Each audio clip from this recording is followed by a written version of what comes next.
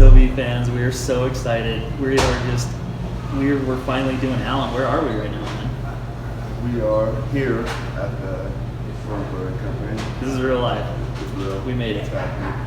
This was cool since day one, right? Yeah, episode 1. And so we're here now.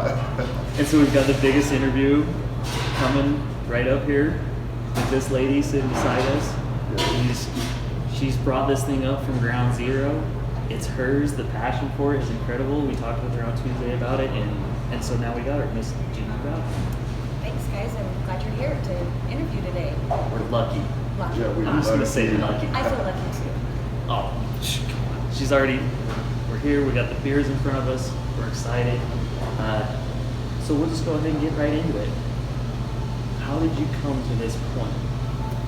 It's been a long time coming. When I was a teenager, my dad was a home brewer, so I tasted his beer once in a while, and then I went to college in Oregon. In the Pacific Northwest, late 90s, it was, of course, like the big hop boom.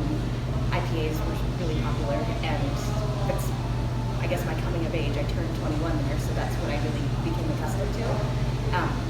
When I moved back to Utah, I was working for my dad in oil and gas.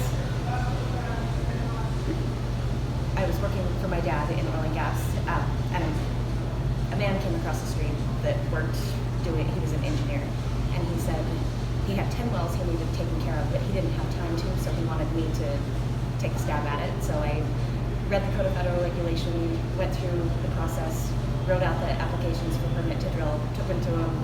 They were more red than black at that point. Not just that easy of a process Not that easy either. of a process. She just throws it out like, oh, I just did this. Yeah, I read this thing. Did that. Yeah. Got some good red lines. Learned quite a bit through that process, and then about 450 wells later, those 10 APDs turned into something bigger. In 2007, I was homebrewing quite a bit, and I could see the writing on the wall on my end of things. Permitting is a couple of years before you get into the actual drilling side. So I could see that it was declining rapidly. It had a lot to do with the administration at the time, and that's just That's the business. We're a boom and bust, yeah. That's just the way it is. So I'd always wanted to own a brewery when I grew up, and it just came a little sooner than I anticipated. Which is all right. Yeah. So I started writing a business plan and gave it to an investor. He read the executive summary and didn't read the other 25 pages, and just said, "Don't take this to the bank. Let's do this."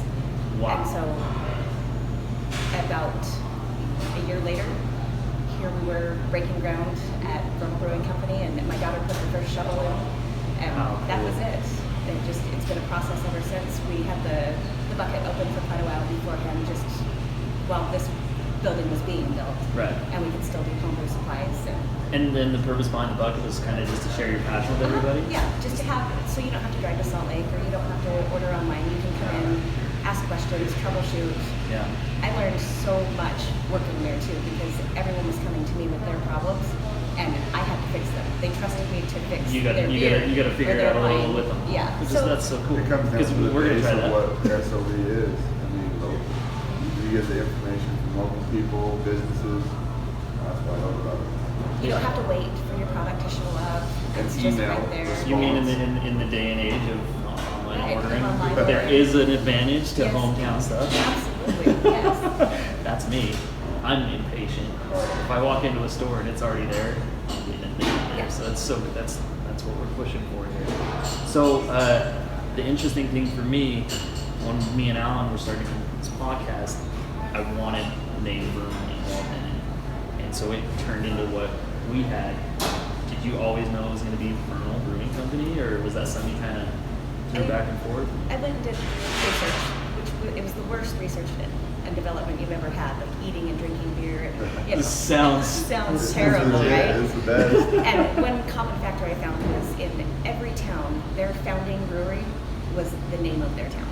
And so I knew that Vernal Brewing Company had to be Vernal Brewing Company. I went through other names, Ginger's Ales.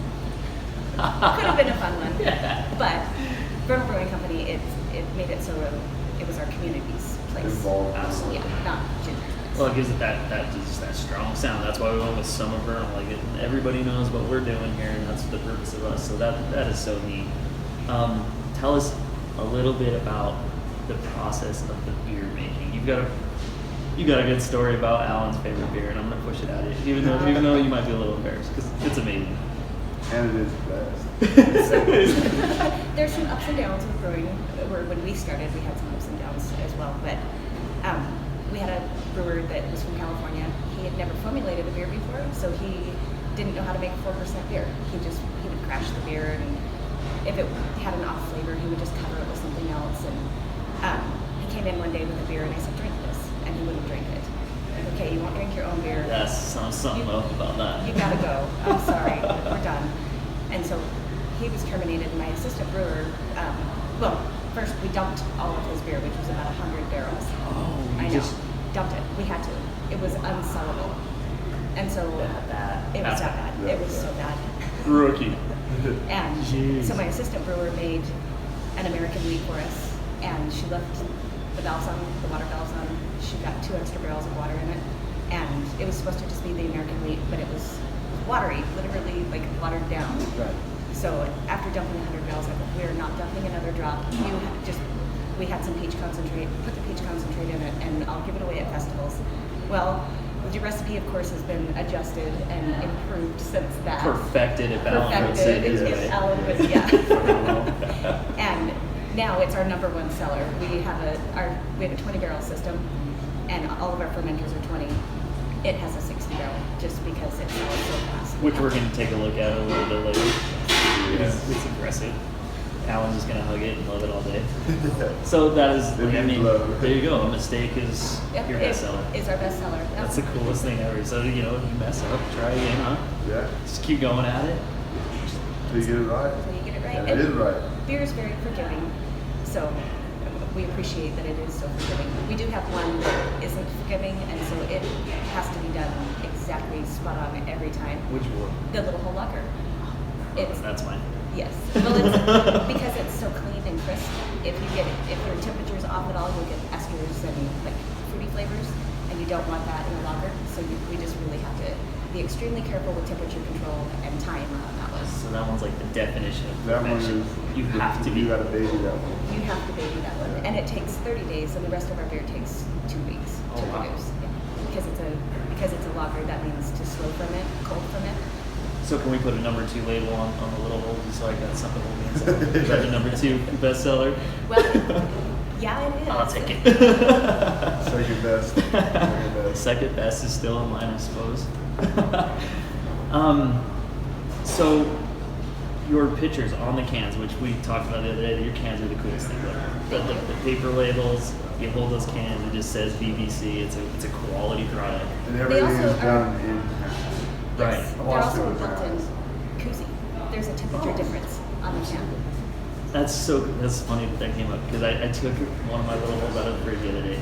I told my wife, I'm like, I don't know what it is about this can, but they just never feel cold. Because I'm such a genius, I didn't register that there's a paper wrap around it, so keeping your hand from getting freezing cold. The beer always tastes cold, but you just pull it out and you're like, oh, that's not cold. I'll put it back in. I always have to feel on the top.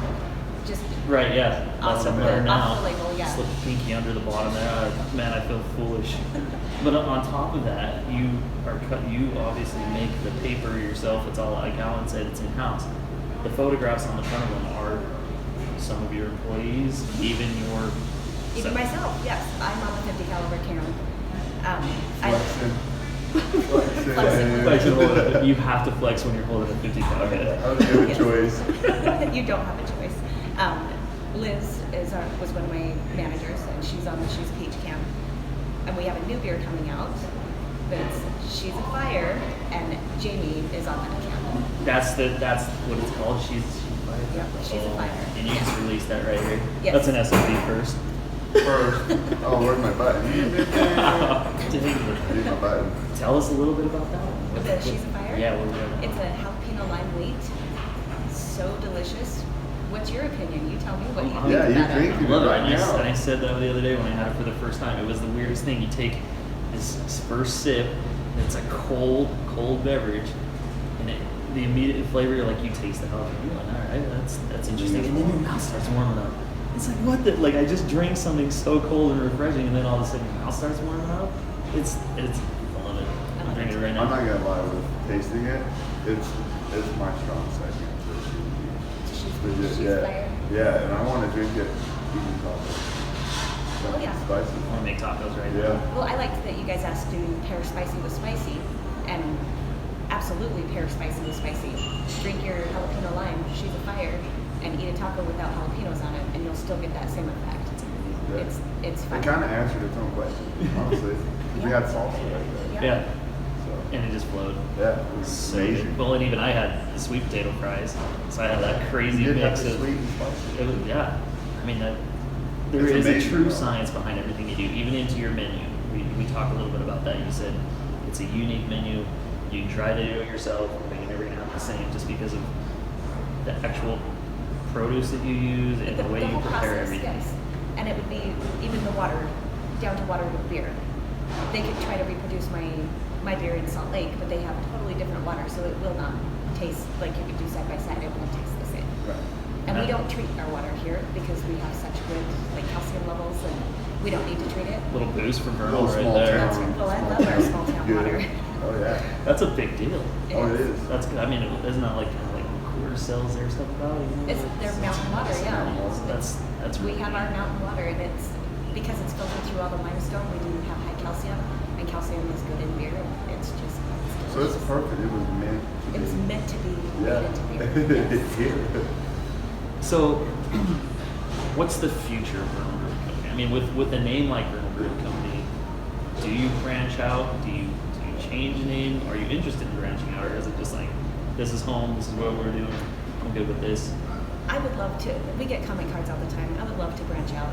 Some of them are, you should be in San Francisco, you should be in Chicago, you should be in all of these big places, which was kind of my goal with the design and the concept of Vernal Brewing Company, is to feel like you got to go out of town for the evening, a special day or a date night.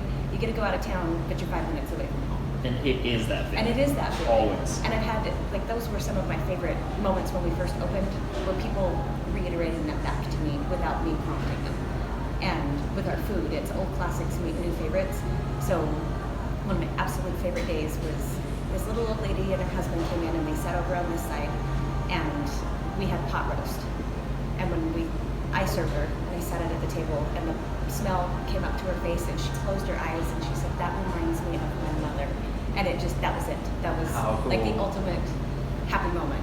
I Because tried that was that, my yeah. goal. That's what I wanted, was people to feel like nostalgia, but something that's new and creative, but it's still like what mom made.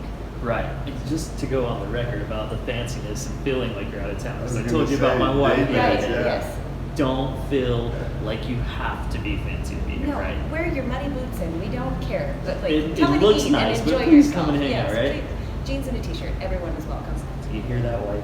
You can come here. You can come You can come here. here. You don't even have to do your makeup. No PJs. No PJs. Jeans. But that should be standard everywhere. Just don't go. You don't go to Walmart in your PJs. No. You don't go out to dinner in PJs. There's a lot of things that happen at Walmart that shouldn't happen at Walmart even. That's a whole nother day right there. Holy moly! That's no. a podcast itself. So we asked the For a question. series. We asked the question last week. Is there a difference between tap and cans? Oh, that's a big one.